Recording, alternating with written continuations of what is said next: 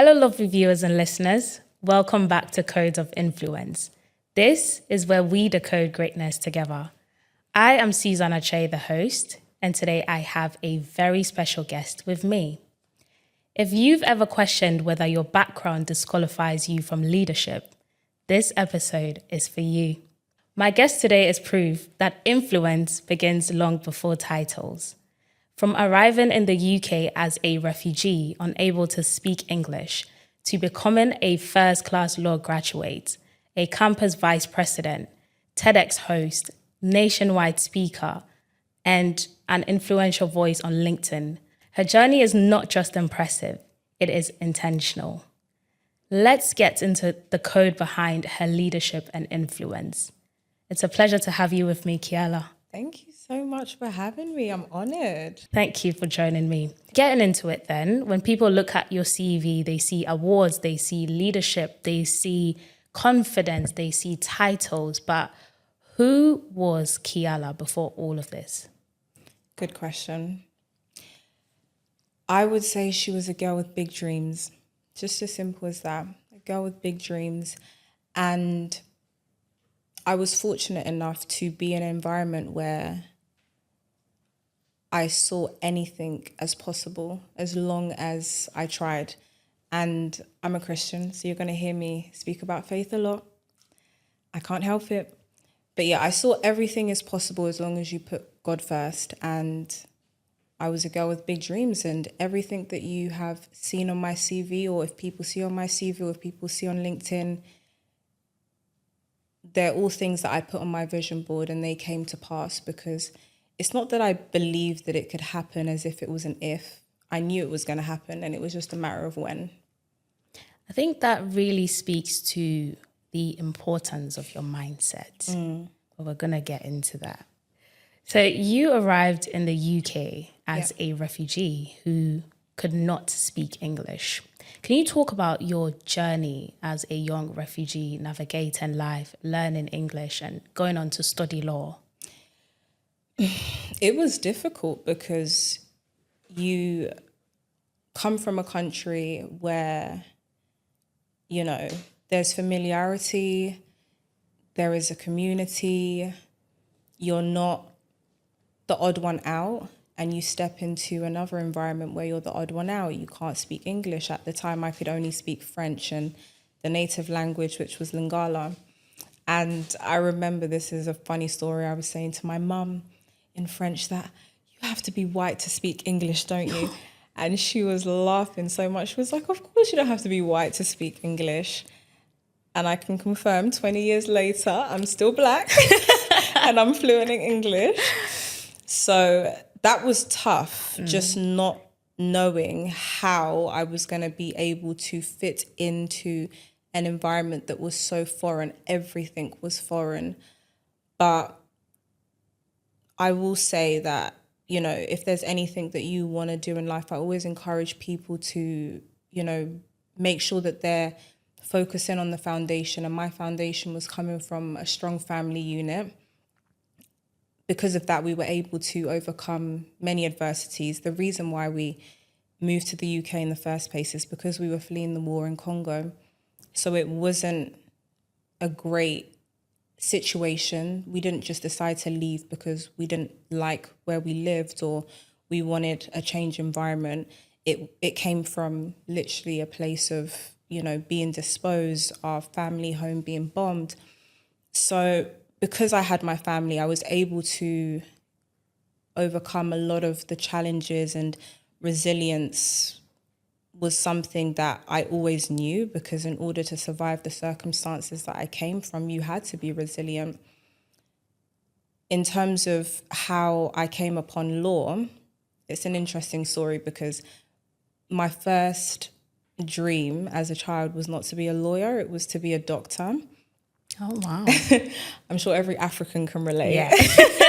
Yeah. But it came from the perspective of, you know, there is a war, so naturally the priority is survival, right? And what roles are you going to aspire to that are going to help you survive? That's roles where you're quite literally saving people's life. law was not even an option because respectfully, there wasn't even a civilization to grow or businesses to manage if you were interested in corporate law, and, you know, politics and everything was just so corrupt that wasn't even a thought. So that's where my wanting to become a doctor came from.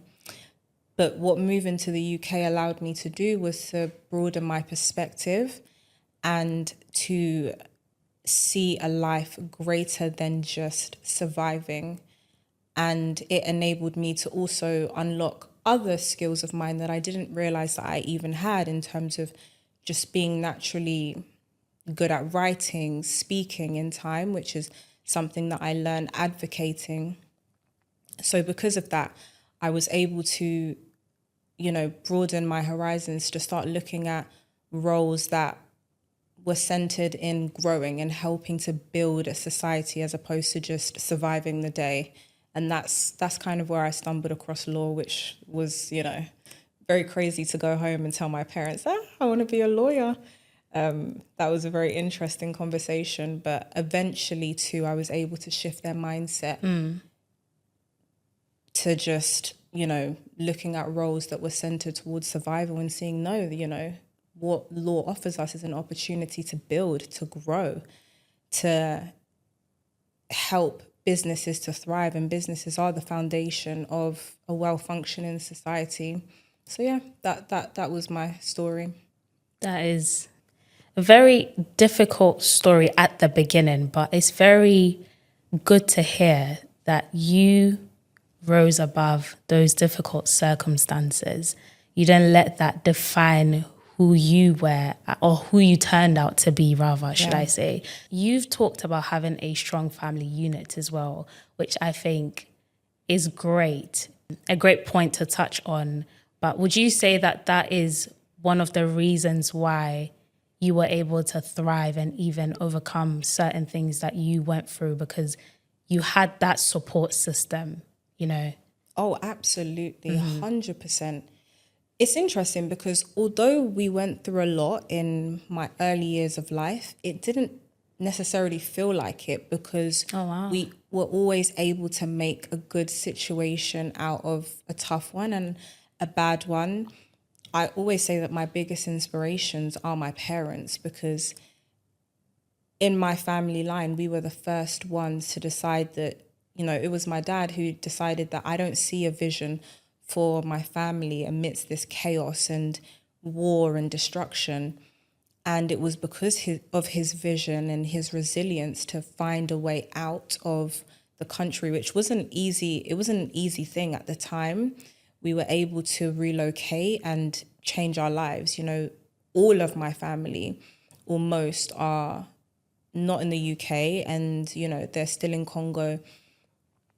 There's a lot of chaos that's still happening till this day. And I think what really helped to put things into perspective was going back and seeing the conditions that some of them are living in. And I just thought, wow, that could have been me if I wasn't in a family where, you know, I had a strong leader for a father, a strong mother in my life who was very supportive and very caring. So yeah, 100%, I would say that my ability to even dream came from me being a part of an environment that allowed me the flexibility to be able to see life beyond my circumstances. And, you know, my family is one of excellence. Like, we don't do mediocrity at all. You try to be mediocre, you're going to feel very uncomfortable. That's amazing. We don't tolerate that at all. So I think because my parents didn't tolerate that, it was just always normal to set the bar very high. And that's just what I followed. And if anything, I just want my story to be a testament to anybody that everything is possible if you put your mind to it, if you surround yourself with a strong community, because I don't think it is possible to overcome certain seasons of your life if you don't have people around you who can remind you who you are, why you're doing what you're doing, and why you have what it takes to, you know, push towards whatever vision that you have for yourself. That is incredible. I think your story is a testament that you can do anything if you put your mind to it. And if you surround yourself with incredible people as well, I'm glad you had that. Yeah. And I'm glad that you're here speaking on it today. So you went on to attain a first class in your law degree. How did that come about?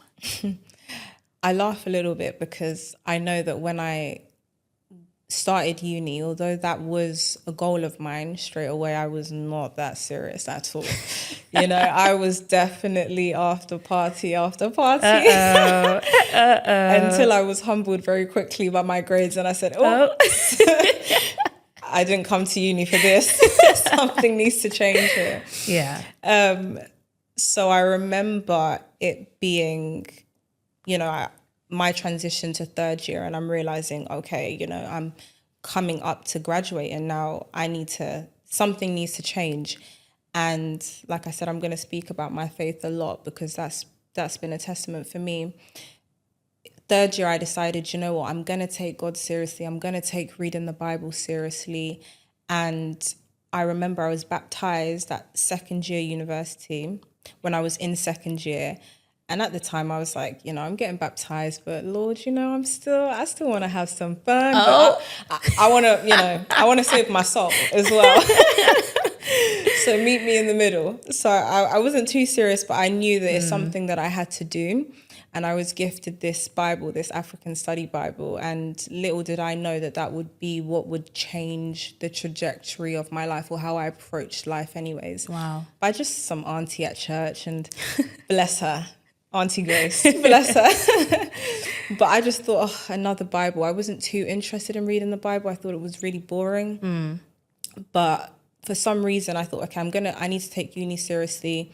My dad is always preaching about how powerful scripture is. And in terms of, there's so many, reading the Bible is not just solely about, devotion to Christ. There's so many tips for business, leadership, relationships, so many things in the Bible. So, I picked that up, and I remember opening it, and this was very different. It was a study Bible, so it explained a lot of the scripture in easy to understand language. And, it also had different languages from Africa in there, Lingala being one of them. And I was so inspired by it.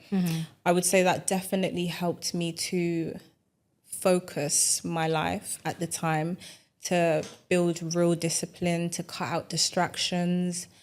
And through that, I said, okay, I'm going to do third year with God.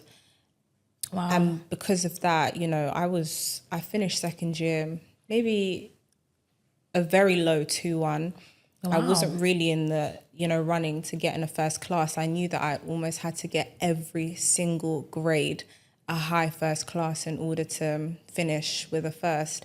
And I had never got a high first class before. I got one first class at the end of second year, which was a group assignment. But aside from that, I'd never gotten it individually.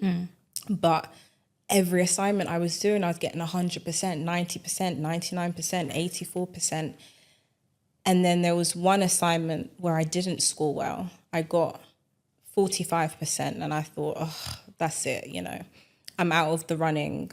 But I remember, receiving my grades, my total grades for third year, and initially it was a 2-1. But I was so convinced that I had gotten a first class because of the faith that I had built throughout the year. I said, no, this is not my grade. Wow. This is not what I've gotten. This isn't correct. So I thought, okay, let me message my tutors and say to them, I want to retake the assessments. I truly believe that I've gotten a first class. And they said, yeah, we're not retaking, and we're not going to remark your assessment. But nice try. Congratulations on your 2-1, and sit down.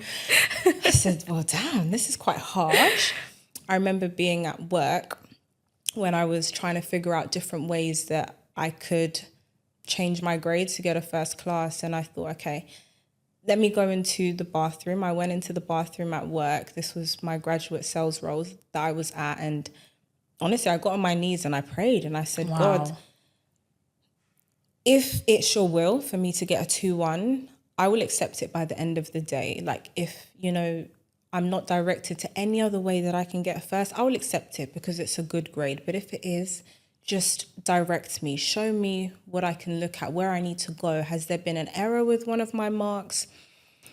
So then I prayed and I came out the bathroom. I'm sure my colleagues are thinking, what is going on? This girl needs to pee quite a lot. But I came out and I was looking through this grading system from the De Montfort University, and there was an exception for COVID-19, and an exception was that they had lowered the grading for a first class from a 69% to 70% to a 68% to a 70%. But my total grade came up to 67. So I said, oh, Jesus, like I didn't quite make the cut. So then I thought, this 45%, how did I get a 45% after I retook the assessment? So, because I wasn't well, I was able to defer my assessment and I was able to do it again. I thought I got 45% twice, like double failure. This can't be right. When I went back and I looked at the grade, I saw that it was incorrect, what they had totaled it. The grade was actually a 54%, not a 45%. Oh. So then I went back and calculated all my individual grades, and my grading came up to 68.9 or something percent. No way. So I messaged those tutors back. I said, excuse me. I said, if you look at this PowerPoint and the regulations of the university for this, if you calculate it, my final grading is a first class. They didn't accept it straight away. They said, oh, no, that's correct. And then I said, oh, what we're not going to do is take away this first from me.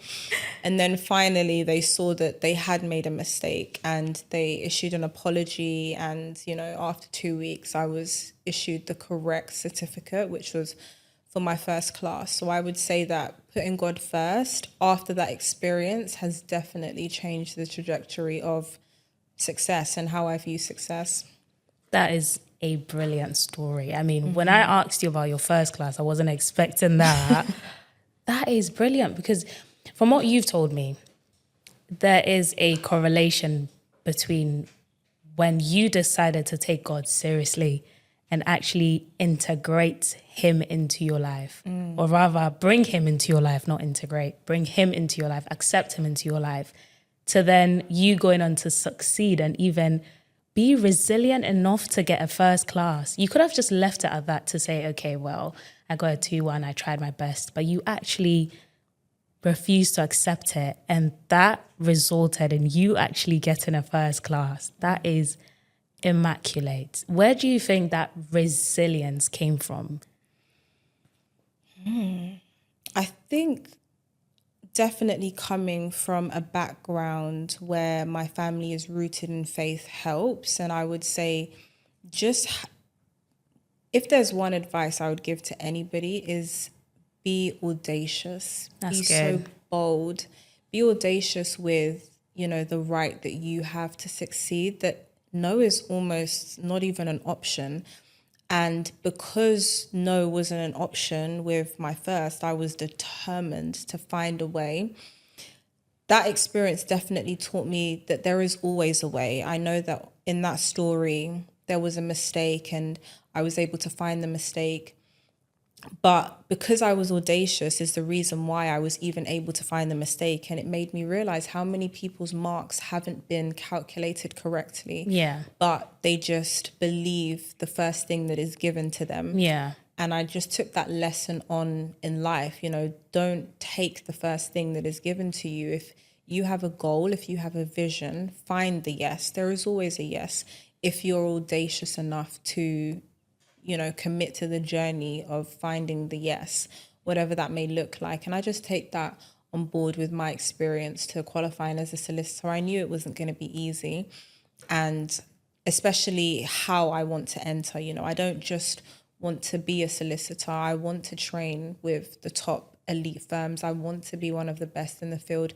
And in order for me to be able to accomplish that, I have to be audacious. I have to look for the yeses. I can't be willing to just bow down at the first no, or maybe the first couple of no's or few no's or several no's that I get. So definitely be audacious, be bold in your pursuit.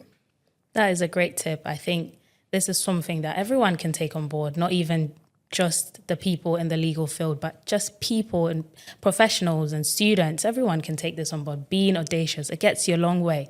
I resonate with this deeply because I quite remember I wanted to put on an event. This was during, I think, second or third year. I can't exactly remember, second or third year. I wanted to put on an event with my team. We were organizing something for International Women's Day. And it was like this huge charity gala. I had the vision, I had everything. I just needed the university to help with logistics.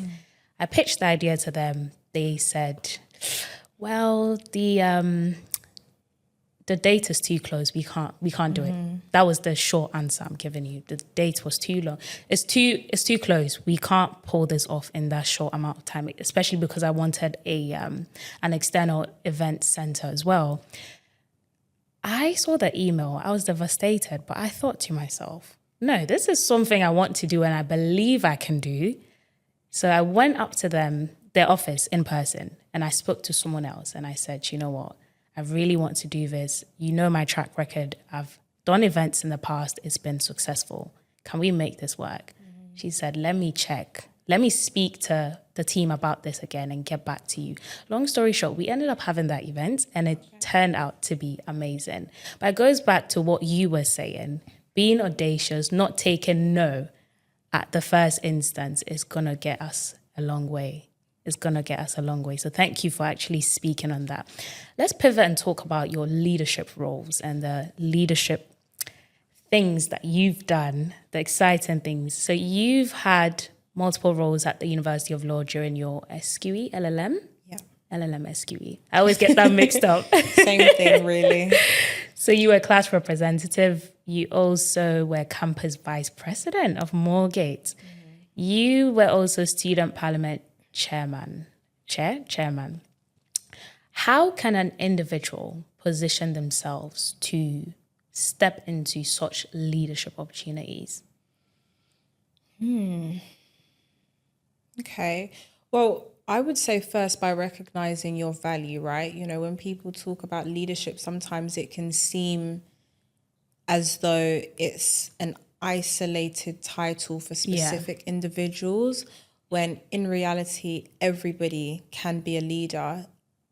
The minute you become a master at something, you're in a position to be able to lead other people to get to the position that you're at. So the reason why I even put myself forward for it in the first place, or I recognized value that I could add, was because I knew that I had value to give.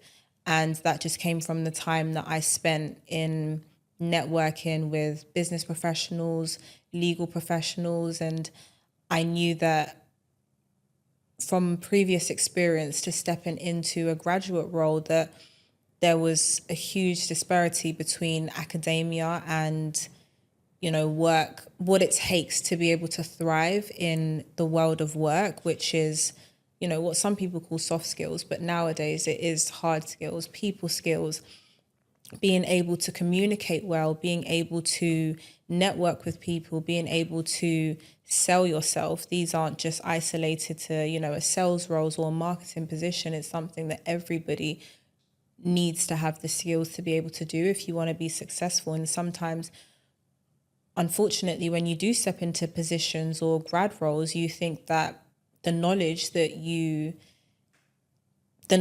were taught is going to be enough to be able to carry you. But in reality, those who do well sometimes aren't even the smartest in the room or the one who knows the most information. It's the one that's the most confident, the one that can articulate themselves well, the one that can articulate the ideas well, or the one that is able to lead a team or, you know, bring forth a vision, whatever that may be, sell, you know, pitch the idea to the senior managers, to the CEOs.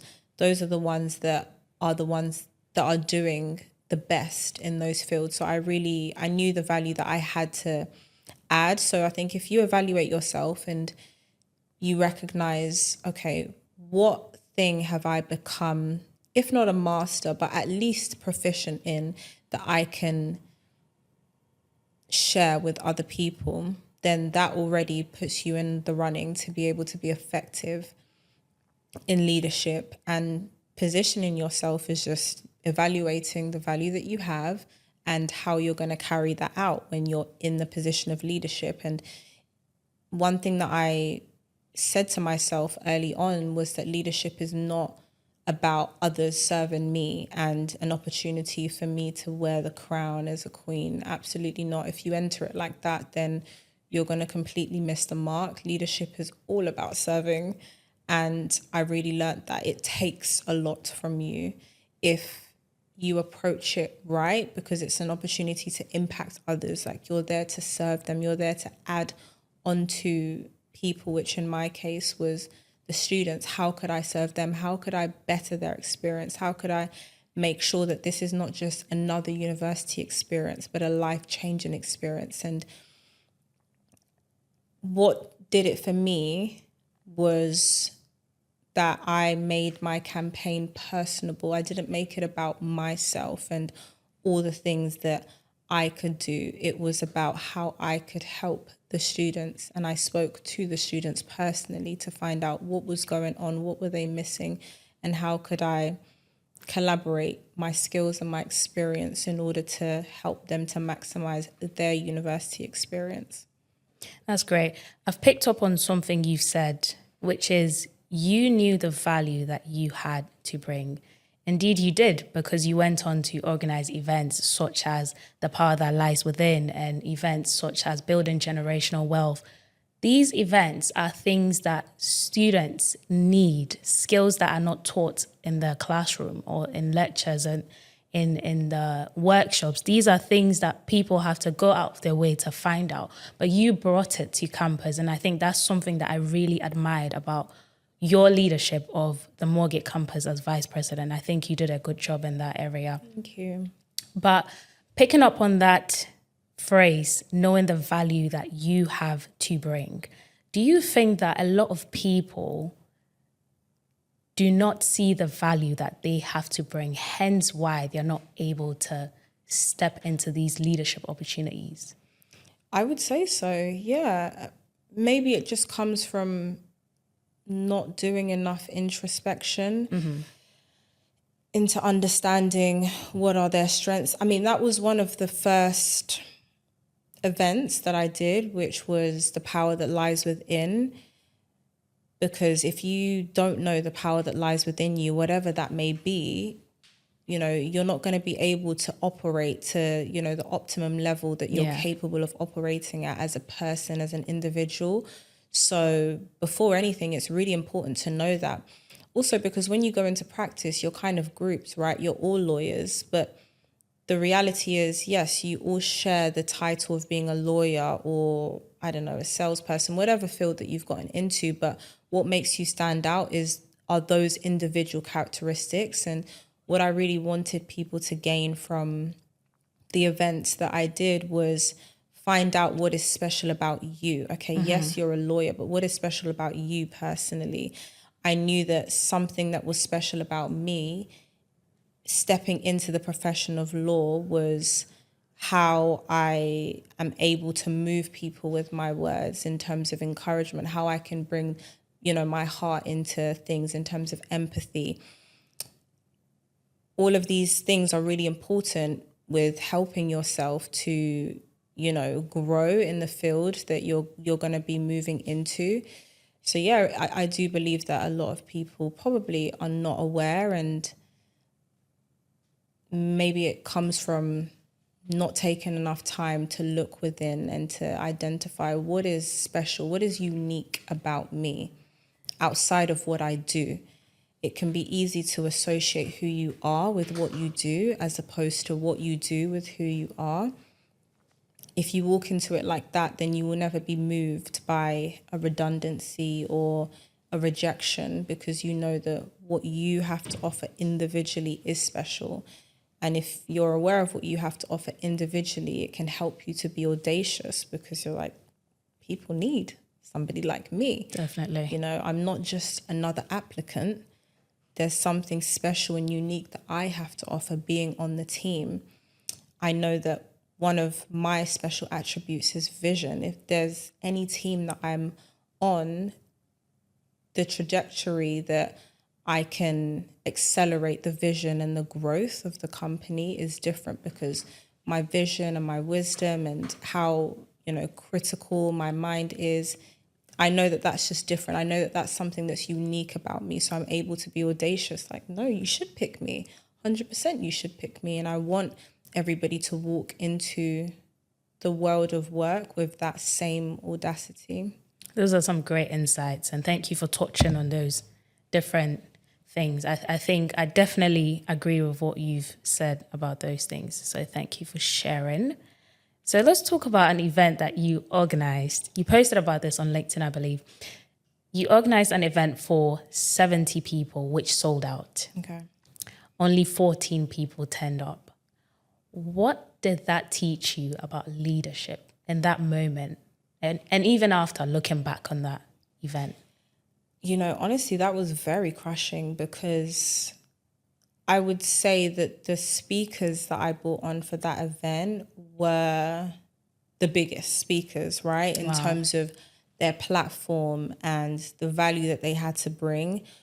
So it was disappointing that I wasn't able to offer them the platform that they deserved, right? Or that this was my initial thought process anyways. What I learned very quickly through a friend, I remember doing the event and realizing, okay, time is moving and it seems as though this is going to be it. There's not going to be much people that are going to come to this event.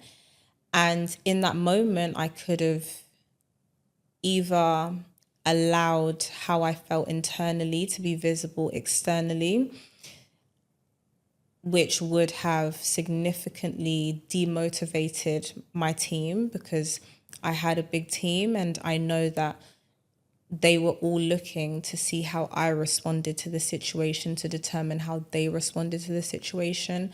So I knew that I had to lead with example, although I was, feeling demotivated, disappointed.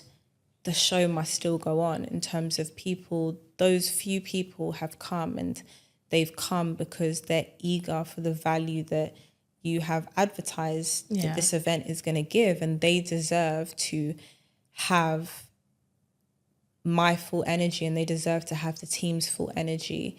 So a really important lesson is that as a leader,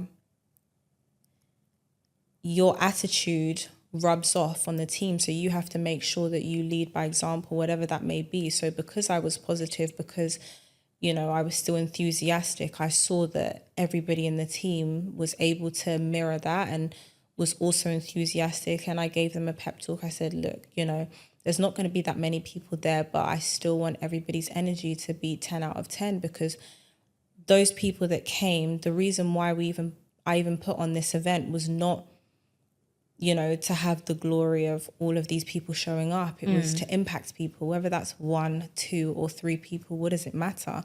Because the value that's going to be shared at this event is life-changing, quite literally. So let's give these students that. And we did that. We came together. We was resilient. The energy was the same from the beginning till the end. Every single student left that event and left a positive review, that what they have taken from this, they were even saying they wished everybody who got the ticket showed up, because they really missed out. This was stuff that you pay thousands for, that was given freely. Wow. And it was just given freely because of the relationship that I had built with those speakers who were generous enough to offer their time voluntarily, when in reality they're paid speakers. So yeah, that was really depleting. And although, yes, in the moment I maintained my energy, I won't lie, when I left, I was definitely embarrassed. I was like, oh my goodness, I'd advertised this and made such a big thing about it. I was like, I'm absolutely not posting about this. No one will know. But I remember speaking to a friend of mine and he said, I realized something. You always talk about everything great that happens, and when people look at your LinkedIn, all they see is all of these great achievements, but you never share your vulnerability. And the reality is that everything doesn't always go right in life. Yeah. And sometimes people are most impacted by what didn't go well as opposed to what did go well, because it's relatable, and I learned very quickly that that's what people relate to. They relate to vulnerability. They don't relate to, things being perfect all the time. They relate to you telling them that this didn't, I had planned for this to go this way and it didn't go that way at all. But hey, here's what I learned from it. It didn't kill me. It didn't, put me down. I was able to overcome it. And that's actually what inspires people way more than just painting an image of perfection. So that taught me a lot. That taught me to lead with vulnerability, and that's okay. That's not weakness, because at first I was thinking, oh, that's why on earth would I just say that I failed and that's it? But people learn more in your failures actually than sometimes in your successes, because everybody fails, but everybody may not succeed at the level of some people. So vulnerability is key. That is great.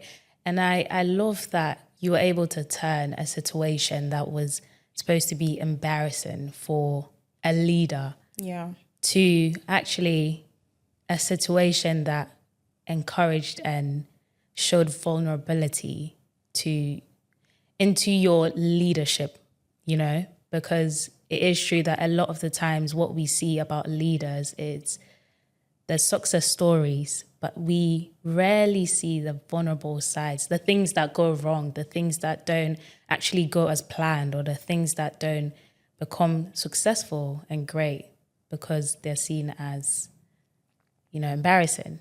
But actually that's what people resonate to, because everyone goes through tough times and people want to see that you're human as a leader. Let's talk about a moment where you said that you wanted to quit from the race. Vice president of the Moorgate campus, you wanted to quit from that race. Can you talk about that? Yeah. What was going through your mind? Yeah, so it was early on. Funnily enough, I actually didn't know what I got myself into. Oh, did you not read the description? I just thought that I was doing something where I could just put some experience on my my CV, and maybe I was going to get paid.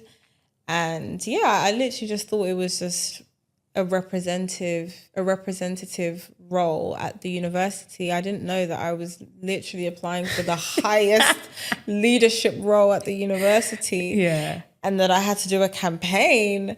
So that was funny. And I remember them sending the information about, this is how you can do your campaign video. I said, whoa, what's going on here? Yeah. This is not what I signed up for at all. And I remember, speaking to my sister, and I thought she was going to come at me with understanding, of course, like, this is too much for you. I was like, this is a lot. This is not what I signed up for. And, and she just was very blunt to me. She said, if you quit this, then you will always quit everything that you do. Oh. Don't be weak. And I said, hey, hey. I was so angry. I said, how dare she? She wasn't understanding nothing. Wow. She said, if you quit this, then you'll be a quitter for the rest of your life. I thought, wow, that is really harsh. But there was some truth in what she was saying, in the sense whereby the main reason why I wanted to pull back is because the pressure was getting worse. And I said, this is a lot. Yeah. But it's really interesting, because often pressure builds up when you're, at the edge of a turning point in your life. Yeah. And, when you're about to step into another season, that season is, when you really, that period is where you really start to experience pressure. It's, it's like a caterpillar that turns into a butterfly. It's only those that are able to survive that pressure that even turn into butterflies. All of them don't turn into butterflies. So if I had backed out, for sure, I would not have had the exposure to the experience that I did, being able to impact hundreds of students, being able to host TEDx, being able to connect with yourself, connect with, the likes of Uche, all these incredible people that have positively impacted to my journey, become mentors, open the doors for so many other opportunities, and also just growth, personal growth, in understanding what it actually meant to be a leader, to be responsible for people, to encourage people, to inspire people to move towards the vision that you had. So it was definitely challenging for sure. But, I was focused on all the reasons why I couldn't do it. And instead of focusing on the one reason why I was actually good for the position. And I think when I stopped thinking about myself and how I felt and how it impacted me, and I thought about what if all of these experiences that I had gone through in these previous years with networking, with meeting these, incredible speakers and professionals, all led up to this moment, so that even that one student could hear a word that could change their life. Yeah. And I was not going to do it for what? Because it didn't gratify my personal pleasure. I just don't think it's good enough. I do think that if you have been given a gift, then that comes with a responsibility, and that's not always going to be self-pleasing in the moment. But I do believe it's our responsibility as people to, do what we can to impact and to change and uplift and empower a generation or the world or the people around us. Yeah. So yeah, I do think that was definitely a call to not be selfish in that moment. And it was tough, it was challenging, but it gave me a lot of meaning. Like, it really did open up a world of opportunities. So I'm very grateful that, like my sister said, I wasn't a quitter. Thank God for your sister. Yeah. Because I think that we need people like your sister in our lives, because oftentimes when the pressure gets intense, your natural instinct is to want to run away. But if you have someone like your sister saying, excuse me, you're not going anywhere, go for that. Don't go anywhere. That's actually going to help you elevate. And I think, how important do you think it is to surround yourself with people that don't just help you to stay comfortable, in your comfortable space? Oh, it's life-changing. Yeah. It's literally life-changing. It is the difference between you fulfilling your potential on this earth and you never meeting your potential. Yeah. And, sometimes people who challenge you in that way are going to anger you. Honestly, I'll be Yeah. lying if I said that I left that phone call loving her. I was thinking, this is a very wicked, this sister of mine that you have given to me, God. But I also thank God for the gift of self-reflection and being able to, listen to things, even though it may not be what you wanted to hear in that moment. Yeah. So you also have to be an open-minded person, because you can have people in your corner that are trying to challenge you to become a better version of yourself. You're just not open-minded. So it's twofold, but it's absolutely life-changing. Definitely don't just surround yourself with people who are yes men, yes women. I knew that's the word you're about to use. Yeah, I was trying to find a different word, but sometimes keep it simple. No, I love that. Don't surround yourself with yes men. Yeah. Okay. It's definitely a good tip. You also do public speaking, so let's talk a bit about that. You've hosted TEDx, the University of Law Moorgate. You've moderated LawCon, BizCon, and several other events. What are some tips you would give to people or how people can communicate effectively, how they can engage an audience, how they can just overcome a fear of communicating? I would say one of the most common mistakes I see people make is talking at people as opposed to being in conversation with people. So don't see public speaking as a public presentation. See public speaking as a conversation that is public, you know. Oh, that's good. Just speak to people on, just act like you're having a conversation with people. So if you do catch yourself in an environment or being given an opportunity where you have to speak publicly, don't speak to the wider audience. Find specific people in the audience, and whenever you speak, just, you know, catch their eye and direct what you're saying to them, then direct what you're saying to somebody else. So that can really help to take away that daunting feeling of, oh my goodness, like I have to come and give a public presentation. And another very good advice that somebody gave me is that the people in the audience do not know what you're going to say. Oh, yeah.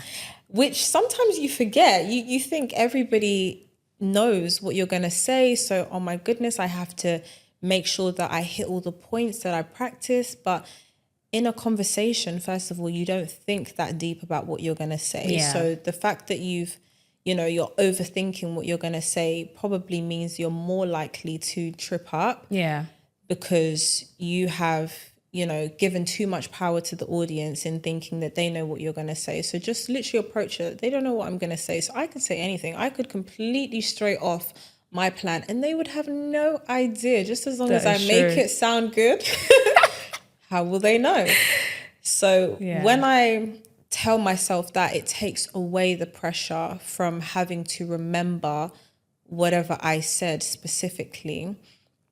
In terms of how you can become more confident with public speaking, I do think it has to do a little bit with your relationship with speaking to people. Are you going to networking events? Are you challenging yourself to speak to strangers? Are you just comfortable with speaking to people that you're familiar with, that you know? Or have you developed the skill of being able to go up to anybody and speak to them?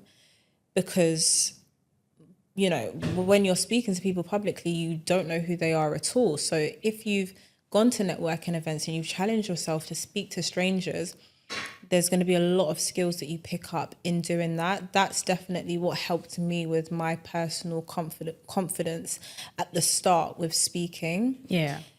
And then after that, it was just little tips. When you're nervous, speak slow. Do not speak fast because your voice will start shaking very quickly. That's so true.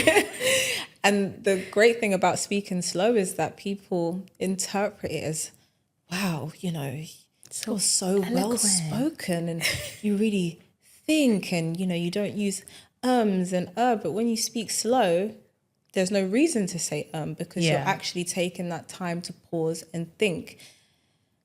Speak slow. Tell yourself that you're having a conversation with somebody and there's no pressure to remember a script. Yeah. If you plan a script, you're going to put a lot of pressure on yourself and more likely to start stuttering and blanking out. Yeah, definitely.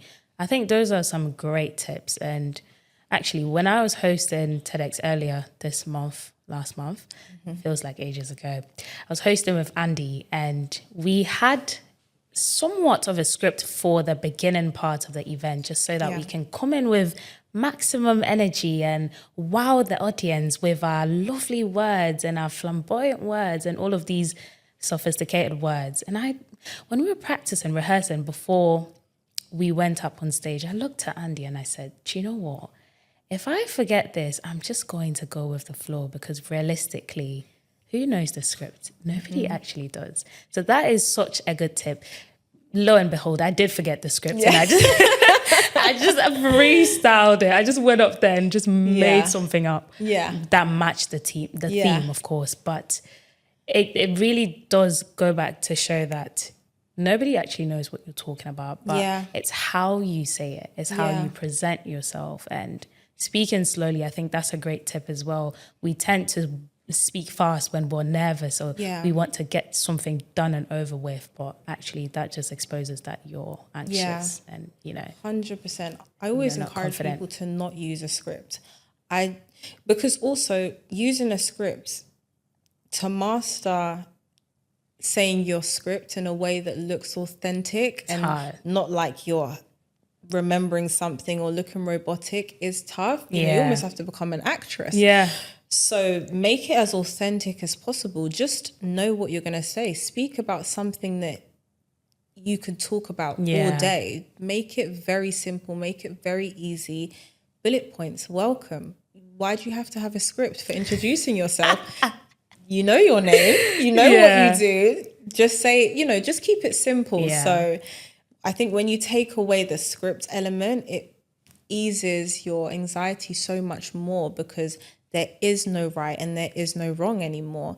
And to be fair, every time you practice it, even with yourself, it should sound different, because that's how it can sound authentic. If it sounds the same, you're definitely most likely going to sound robotic when you get on stage and the nerves come in.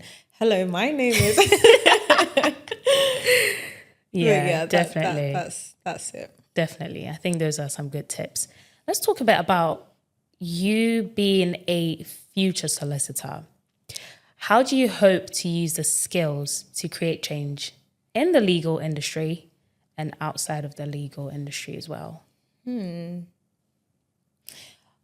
I would say in terms of the skills element, it's a bit premature to talk about that, but I can say I can use my story to that's good. impact in terms of just, I want to be committed to aspiring for the top of whatever I do, to show people who may look like me and come from the background that I've come from, because traditionally the law wasn't always inclusive of, you know, people outside of the upper class, white, British, or, you know, representative. So, you know, coming from an African heritage and stepping into a field that was traditionally, that did traditionally look how it did, is going to be a challenge within itself. And I want people to know that it is possible. I remember when I first started to do law and I was, you know, going to networking events and I was speaking to people. When I spoke to people who were African Caribbean, the first thing that they had in conversation was talking about all the obstacles and all the reasons why, you know, it's not possible, and all the things that are holding us back. And what about all the things that are not holding us back? And I think focusing on that and just showing people that it is possible, and that we don't need to fall into the percentage of people who weren't able to break through the industry. Definitely. And that there isn't a better time like right now to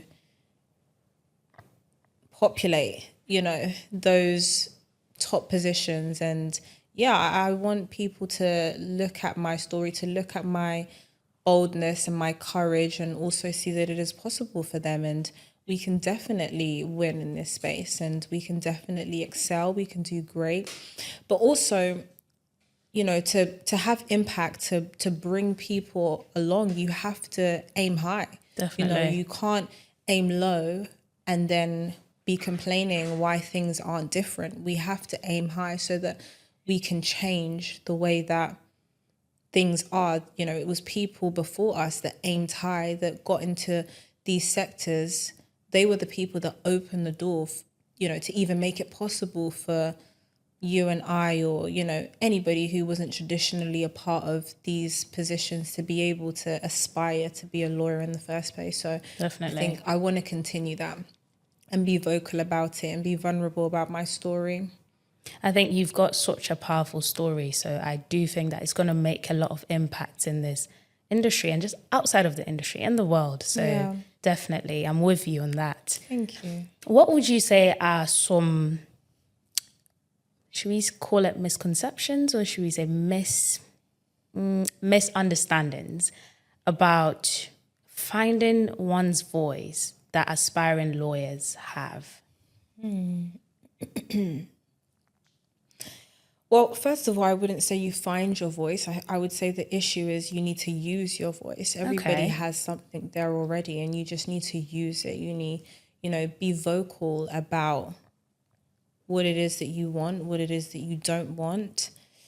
Surround yourself with people who are in the position of where you are, so you can see what that looks like in terms of, okay, you say that you want something, okay, be around people that are where you say that you want to be, to see whether you would even, how you would fit into those positions. What value can you bring to it? Listen to their stories, listen to how they, got to a place where they're excelling, where they are soaring, because it just takes having that one role model that was once where you were and hearing about their story. And then it changes everything, because you see that, okay, I am at a stage where they were at some point in their life, and I want to be where they are now, and I can definitely be there. So definitely surround yourself with people who are where you want to be, and that will inspire you to use your voice. Definitely. I think that is a very great tip. Definitely. Thank you for sharing on that.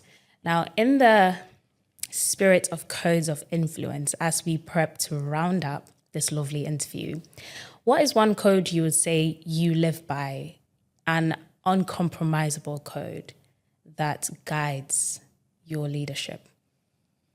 Firm but fair.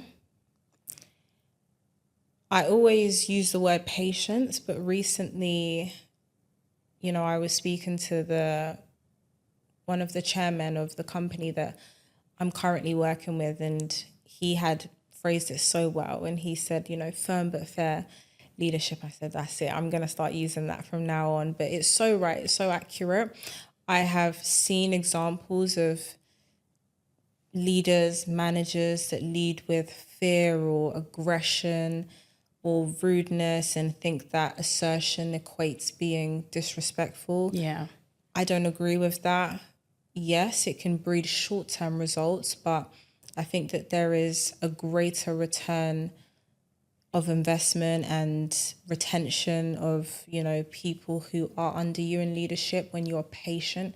People will never, ever forget that. When you are patient with them, with allowing them the space to be able to learn, that's something that impacts somebody, greater than you will know. I'm sure if anybody sits here and remembers a time when, you were struggling to get something and that teacher was patient with you, or your parent was patient, that's everything. You gain such a respect for that person, and it won't be difficult to try to convince those people to, subscribe to your vision, whatever that may look like. So definitely patience. Patience is everything, and firm but fair, and also treat others the way that you would want to be treated. I've seen so many leaders and managers not treat people how they would want to be treated, and then be offended when some, those below them speak to them the same manner that they spoke to them first. And I'm always confused at that, because you should accept it, because that's how you spoke to them as well. But if you lead with example, then if somebody speaks to you in a manner that you wouldn't speak to them, you have every right to say, well, hold on here. I always speak to you with respect. So you can be frustrated, but you can communicate that respectfully. So firm but fair. That's a good one. Firm but fair. I like it. Yeah, I agree. I think that being firm but fair, treating others with respect, and treating others how you would want to be treated as a leader is very important. So thank you for sharing that. Now, lastly, that is so sad. Lastly, before we round up, what is one code you would say every aspiring leader that wants to leave a mark, that wants to leave a mark, should have? One code. There's a lot, I know. I was going to say, I was going to talk, and then I realized it was going to sound like two codes. But I would say, if you aspire to serve, then, you're on the right track, because leadership is a serving role. How can I serve the people that I'm trying to lead? Because that's essentially what it is. If you can aspire to do that, then I definitely believe you're on the right track and you're approaching it in the right way, because it can be easy to let that authority get to your head. Yeah. And that's when, people have had a lot of experiences where people maybe have the title of a manager, a leader, or a boss, but they're not a leader itself. I think leadership is a characteristic, and it's an attitude. It's not a title. So if you aspire to serve those that you are trying to push forward, to collaborate with your vision, then for me, that's a good starting point. That is great. That is a great tip to leave us with, a great quote to leave us with. So thank you for sharing on that. In the words of the Bible, I hope I quote this correctly, the greatest of you is the least. Correct me if I'm wrong. Yes, the greatest amongst you is the least. Something like that. Yeah, something along those lines. You got that right. So that is amazing. Thank you for sharing on that. Kiyala, it has been fantastic speaking to you. I mean, you've shared some insights that people would pay to actually sit down to hear. And I think this is the importance of conversations like this, because you've come from what looks like an impossible situation, and you're now a leader, a speaker, a motivational individual, and you're still going higher in all of the things that you're pursuing. And so thank you so much for joining me. Thank you for honoring this invitation. Thank you so much for sharing your thoughts. Thank you. It's been a pleasure to be here. I'm so grateful for this opportunity. It was worth it. Thank you. So I hope you enjoyed this. Stay tuned for upcoming episodes on Codes of Influence. Remember, this is where we decode greatness together. Like, comment, subscribe, share with your family and friends, your loved ones, and everybody. Make sure you watch it and grow in influence, in stature, and in leadership. Until next time, goodbye.